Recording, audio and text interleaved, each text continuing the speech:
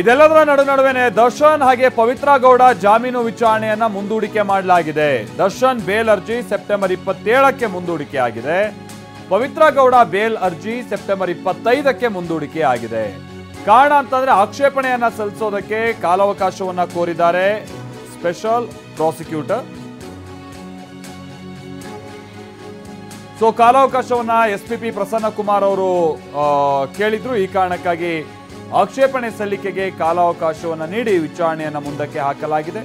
CCH 57ನೇ ಕೋರ್ಟ್ನ judge Jaishankar ಅವರು ಈ ಆದೇಶವನ್ನ ಹೊರಡಿಸಿದ್ದಾರೆ. ಅಂತ ಅಂದ್ರೆ ಜಾಮೀನು ವಿಚಾರಣೆಯನ್ನ ಮುಂದೂಡಲಾಗಿದೆ. ದರ್ಶನ್ ಅವರ ಜಾಮೀನು ವಿಚಾರಣೆಯನ್ನ ಇದೇ ಸೆಪ್ಟೆಂಬರ್ 27ಕ್ಕೆ ಮುಂದೂಡಲಾಗಿದೆ.